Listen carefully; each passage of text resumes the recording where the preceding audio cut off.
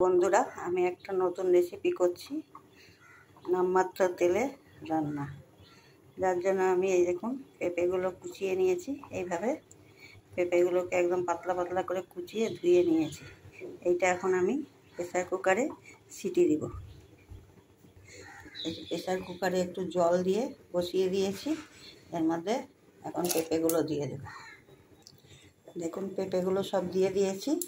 এর মধ্যে 1 চিমটে একটু হলুদ দেবো, দেখুন একদম নামমাত্র। এর মধ্যে 1 চামচ চিনি, নিরামিষ রান্না তো পেঁপে, আর পরিমাণ মতন নুন।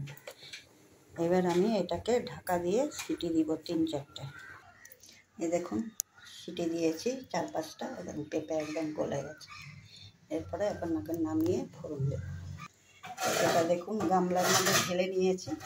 এবার এটাকে ফোড়ন দেব। এই দেখুন কতটুকু তেল দিয়েছি। এর মধ্যে আমি বড়িটাকে ভেজে তুলেছি এই তেলটা। তারপরে এই কুচি হলো। এর মধ্যে আমি 2টো তেজপাতা ফোড়ন দিলাম, 1 চামচ 5 ফোড়ন দিলাম। ফোড়নটা হয়ে গেছে। এর মধ্যে আমি পেঁপেগুলো ঢেলে দিচ্ছি।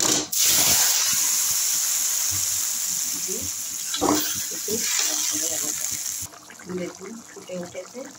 এই পর্যায়ে এসে আমি বড়ি ভাজাগুলো দিয়ে দিলাম। ভাজা বড়ি দেওয়ার পরে আমি দেখুন এইটুকু আটা নিয়েছি। আটাটা নেওয়ার কারণ হচ্ছে আটাটা সবার ঘরেই থাকে, ময়দা চালের গুঁড়াও ইউজ করতে পারেন। এটা এখন এটা আমি একটু জলে গুলে এর মধ্যে দেবো। এই দেখুন এটা গুলে নিয়েছি জল দিয়ে। এবার এটা আমি এটার মধ্যে দিয়ে দেবো। দিয়ে ফুটে উঠলে আবার নামাবো। দেখুন এরকম হয়ে গেছে, হয়ে গেছে। পাতলা তেলটা এনে আমি গ্যাস বন্ধ করে দেবো।